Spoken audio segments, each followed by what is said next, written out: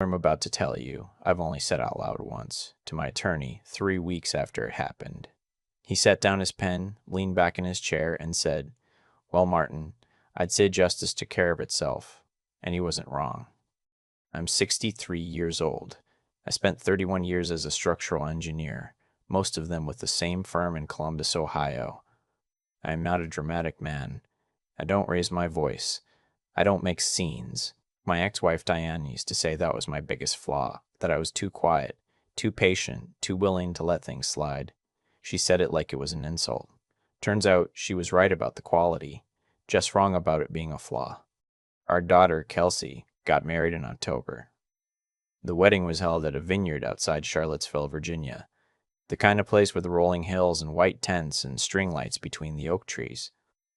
The kind of place that costs more per night than most people make in a month. Her fiancé, Brad, had picked it. Brad had an opinion about everything, always delivered with that particular brand of confidence that comes from never having been told no. He was 31. He worked in brand consulting, which as far as I could tell meant he made PowerPoint decks for companies that didn't need them and charged aggressively for the privilege. He drove a leased BMW he couldn't afford and wore a watch that cost more than my first car. I didn't dislike Brad because he had nice things. I disliked Brad because of the way he looked at people who didn't. I found out I wasn't invited to walk Kelsey down the aisle about 6 weeks before the wedding. Not from Kelsey, from Diane. She called me on a Tuesday evening in September, and I could tell from the first 2 seconds of her voice that she'd been practicing what she was going to say. Diane always got a particular crispness when she'd rehearsed something, like she was reading off an invisible cue card just behind my left shoulder. "Kelsey wanted me to let you know that she's made some changes to the ceremony," she said.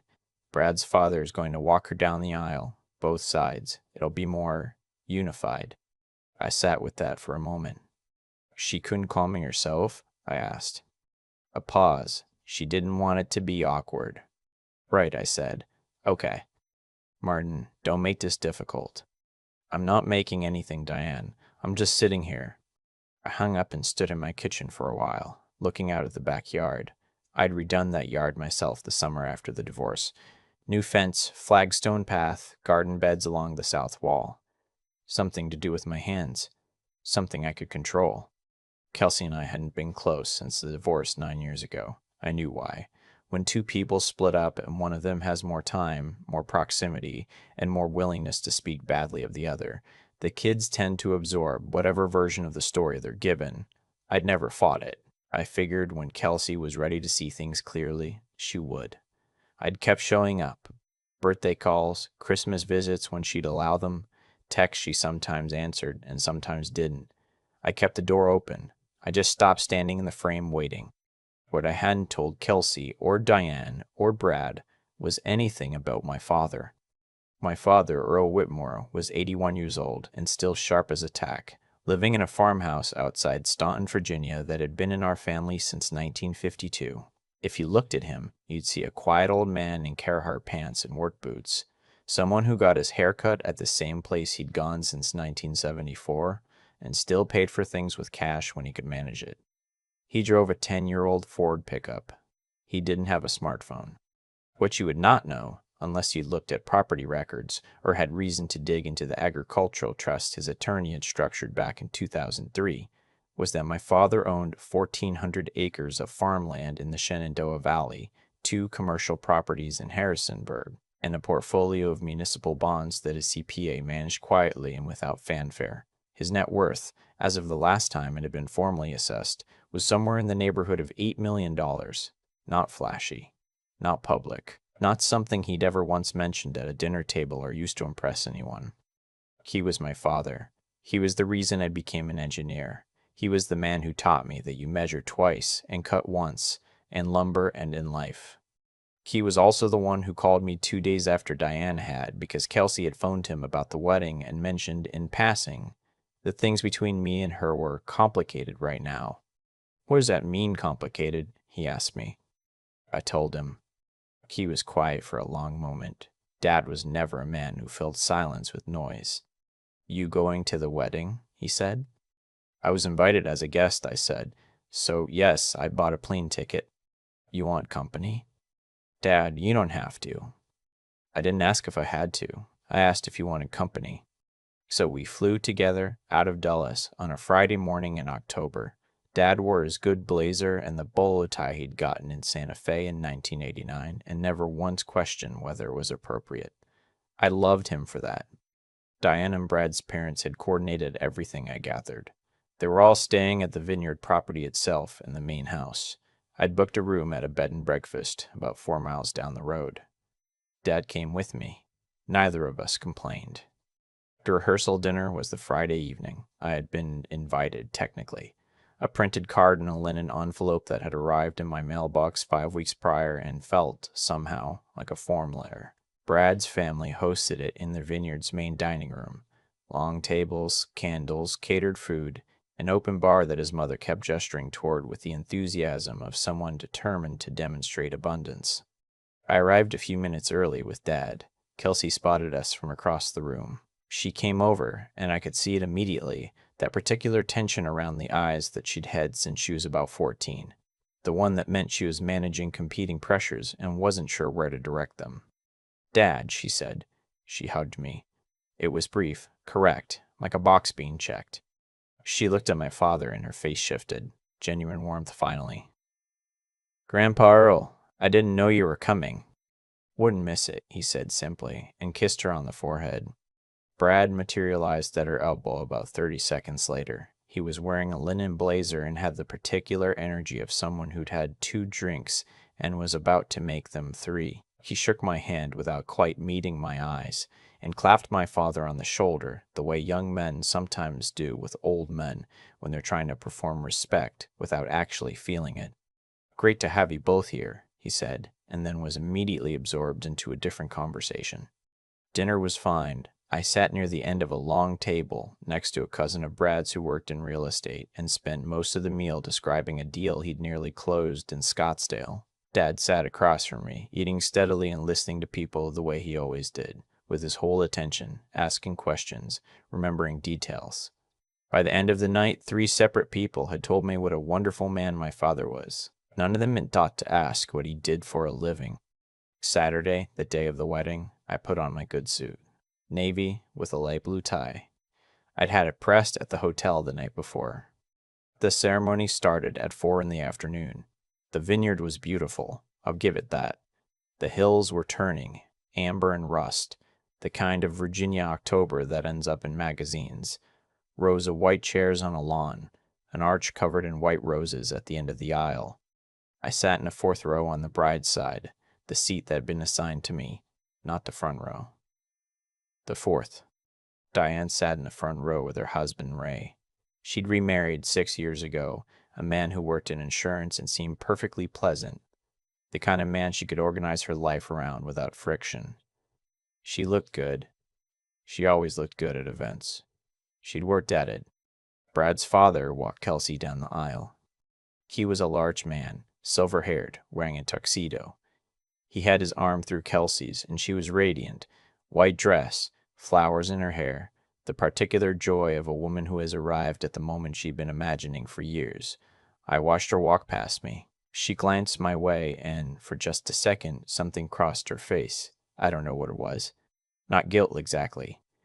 Maybe something younger than that. I kept my expression easy. I clapped when they reached the altar. I watched my daughter get married from the 4th row. Dad sat beside me the whole time. He didn't say anything. He didn't need to. The reception followed at the same venue, more string lights, a band, open bar, dinner stations, with the kind of food that has descriptions on handwritten cards in front of each dish. I found our table assignments. I was at table 11. 11 was near the back, near the kitchen entrance, next to a couple I didn't recognize, who turned out to be friends of Brad's from college and who spoke mostly to each other. Dad had been seated at my table too, at first, and then, about 20 minutes into the cocktail hour, a young woman in a headset, one of the wedding coordinators, came to find us. Mr. Whitmore, she said, looking at my father. Her clipboard was open, and I could see a seating chart on it. We've had a small adjustment. The family would love for you to join the head table, if that's all right. There's a seat right next to the bride. Dad looked at me. Go ahead, I said. He went, And for the next hour, I watched my father sit at the head table, at the center of the reception, flanked by Kelsey and her new husband, while I ate dinner alone at table 11. Brad's mother had arranged it, I gathered. She'd figured out who my father was, or at least that Kelsey adored him, and she'd made the calculation. Seat the charming elderly grandfather at the center, send the quiet, unfashionable father of the bride to the back. At one point, Brad's mother made a toast. She was the kind of woman who'd clearly been waiting her whole life to give this particular toast, and she gave it with the enthusiasm of someone being filmed. She talked about Brad's childhood, his achievements, his remarkable emotional intelligence. She talked about welcoming Kelsey into their family. She did not mention me. She did not mention my father by name. She gestured once, vaguely, toward the head table and said, "And of course the wonderful family Kelsey is bringing with her," which is the kind of sentence that technically includes everyone and specifically honors no one. Then she raised her glass and said, a little too brightly, "To new beginnings." I raised mine and drank. Diane found me during the first round of dancing. She appeared at my elbow the way she always had, purposeful, efficient, with a point to make. "You doing okay?" she asked, which was not actually a question about my well-being. "I'm fine, Diane." "Brad's family has really done an amazing job with all of this," she said.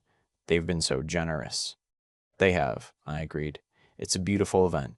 She looked at me with that expression she'd perfected over 22 years of marriage, the one that was waiting for me to be difficult so she could be justified. When I didn't oblige, she seemed faintly disappointed. "You know, Kelsey just wants things to be easy today," she said. "Then they're easy," I said. "I'm not causing any trouble, Diane." She lingered for a moment, then moved off. I went and found my father at the edge of the dance floor. He was watching the band with his hands in his pockets, tapping one foot very slightly to a song I recognized from the 70s. "How's table 11?" he asked without looking at me. "Quiet," I said. "How's the head table?" "Loud." He paused. "Brad's father asked me 3 times what I used to do for work." Kept waiting for a punchline. "What did you tell him?" "Farming," Dad said, and then the corner of his mouth moved in a way that was, for Earl Whitmore, the equivalent of a grin. We left at 9:30. The party was still going. Nobody stopped us on the way out. Kelsey was on the dance floor with her husband laughing, her dress moving, her flowers long since set down somewhere. I watched her for a moment from across the room. She looked happy. I'm glad she was happy. That part is true. What happened next began the following Tuesday. My father had a standing meeting with his attorney, a man named Jeffrey Aldrich, every 6 months, an update, a review, the kind of careful maintenance that $8 million requires if it's going to stay organized and protected. The October meeting happened to fall on the Tuesday after the wedding. Dad drove himself to Staunton in his pickup, the same as always. I was not in that meeting, but Dad called me that evening and told me what he'd done, in the same tone he'd used to tell me he'd gotten the gutters cleaned. He had revised the structure of the trust. For context, my father had always intended to divide his estate between me and my sister Beverly, not the Beverly in the names file, a different Beverly, my actual sister, with standard provisions for grandchildren. It was a living trust, revisible at any time. For years, it had included a direct bequest to Kelsey, a specific sum meant as a gift from her grandfather, something to give her a start. After the wedding, Dad made 2 changes. The first, Kelsey's direct bequest, was removed entirely and redirected to a donor-advised fund in my name, which I would control and could distribute to charitable causes at my discretion. Dad told me to do with it what I thought was right when the time came. The second, a specific clause was added stipulating that any financial gifts or support flowing from the estate to my descendants would pass through me as trustee, meaning Brad's family, who had perhaps been doing the math on what Kelsey stood to inherit, would find that math suddenly rerouted. Dad didn't do this out of anger. I want to be clear about that. He did it because he'd sat at a wedding and watched his son placed in the 4th row at his own daughter's wedding and moved to table 11 like an inconvenience. And he'd decided the people who had arranged that seating chart should understand something about the difference between what they assumed and what was actually true. He was not dramatic about it. He just called Jeffrey and told him what he wanted. I found out about the other part, the part that I hadn't known was coming, from Kelsey herself. She called me 3 weeks after the wedding. On a Sunday afternoon, I was in the backyard pulling up the last of the summer garden when my phone rang and her name appeared on the screen, which was unusual enough that I stood very still for a moment before I answered. "Hi, sweetheart," I said. There was a pause. Then, "Dad, can I ask you something?" "Of course." "Did you know that Grandpa made changes to his trust?" I had known, but I waited. "Brad and I met with our financial planner," she said slowly, "to start thinking about, the future. And when we mentioned what we expected from Grandpa's estate, she told us we should get documentation, because you can't plan around expectations, only around verified assets."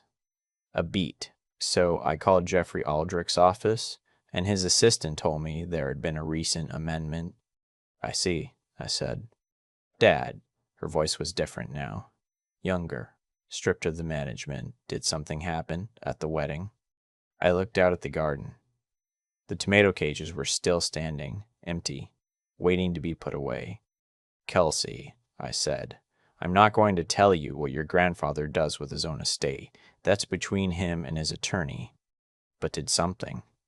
"I sat in the fourth row," I said quietly. "At your wedding. I'm your father. I've been your father for 34 years. I bought a plane ticket and pressed my suit and sat in the fourth row and ate dinner at table 11. I didn't make a scene. I didn't cause any trouble. I was just there." Silence.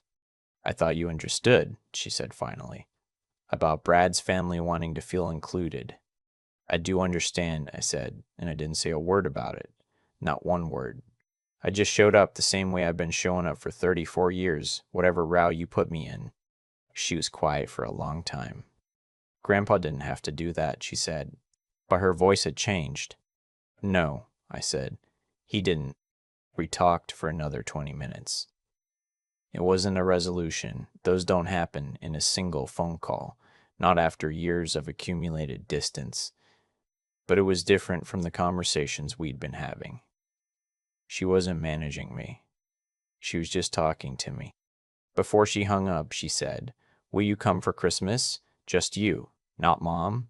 Not just you. And maybe Grandpa, if he'd want to." "I'll ask him," I said. Brad, from what I could gather, had gone very quiet about the whole thing. His mother, I was told through Kelsey, had made a comment about how estates can be complicated and how it's important not to plan around other people's money. Which was, I thought, a genuinely sound piece of advice, just perhaps one she'd wish she'd applied to herself a few months earlier. The donor advised fund, as it turned out, I did know what to do with.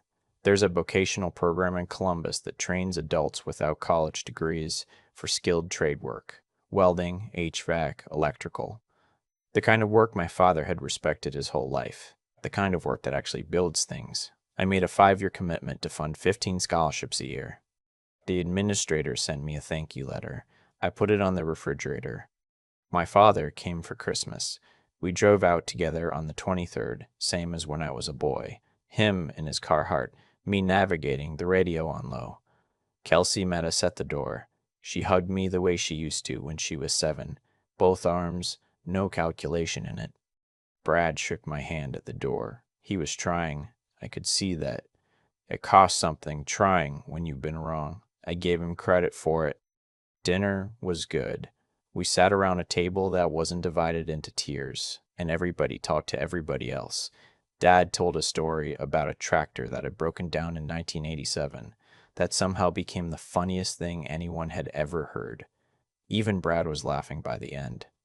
I drove home on the 26th, with the heat on low and the Ohio miles going by in the dark, and I thought about what my father had said to me once, a long time ago, when I'd been passed over for a promotion I'd expected, and had come home quietly furious about it. He'd been sitting on the porch. He'd waited until I was done talking. Then he said, "Son, a man who's patient with the right things doesn't usually have to fight for much." I was 41 when he said that. I thought I understood it then. I understand it better now. I keep coming back to that moment on the lawn, watching Kelsey walk down the aisle on another man's arm, past the row where I was sitting, and choosing not to look away, not flinching, just watching my daughter get married from the fourth row and being okay with it. That took something. I didn't know it at the time, but I think that moment was the whole story, compressed into about 30 seconds. My father used to say that how a man handles being wronged tells you more about him than how he handles being right. I didn't fully understand that when I was younger. I thought patience was just another word for weakness dressed up nice. I spent a lot of years confusing stillness with surrender. What I understand now is that there's a kind of quiet integrity that doesn't announce itself. It doesn't make speeches at receptions or pull people aside to explain how it's been treated. It just keeps showing up, to the fourth row, to table 11, to Christmas dinner, and it does the right thing regardless of whether anyone in the room is paying attention. That's not passivity. That's the hardest kind of discipline there is, the kind that costs you something every single time and never asks for credit. Dad understood that. He's always understood it. He sat at that head table making conversation with people who had no idea who he was, and he never once let on. He didn't correct anyone. He didn't perform. He just was himself, the same way he'd always been himself. Steady, unhurried, genuinely interested in other people, even when those people hadn't earned it. That's not a pose. You can't fake that for 81 years. And here's what I've come to believe about what happened with the trust. It wasn't revenge. At least, it wasn't only that. It was my father making a clear-eyed assessment of character. Kelsey's, Brad's family's, mine, and deciding where his life's work should flow. That's wisdom. The kind that comes from paying attention over decades rather than reacting to any single moment. He saw something at that wedding that confirmed something he'd been watching for years, and he acted on it deliberately and without drama. That takes a kind of mental clarity that most people never develop because they're too busy being angry to think straight. What Kelsey's going to have to reckon with, and I think she's already starting to, is that the people who love you quietly are often the ones who love you most accurately, not the ones who perform love at events and manage impressions, the ones who show up when it's inconvenient, who press their suit and sit in whatever row they're given, who don't make a scene because the relationship matters more than the moment. I'm not a perfect father. I know that. There were years I was too absent, too absorbed in work, too willing to let the distance between us grow because pushing felt like it would cost more than waiting. That's on me. I own it. But I kept the door open. I kept showing up. That's the one thing I never stopped doing, even when it wasn't returned. Kelsey called me on a Sunday and asked me to come for Christmas. She didn't have to do that. It cost her something, pride, maybe, or the admission that she'd gotten some things wrong. I gave her credit for it then, and I give her credit for it now, because doing the right thing when it's hard is the whole ballgame. That's all any of us can do. I drove home from her house on the 26th with the highway dark and the radio low, and I thought, this is what it looks like when things work out slowly.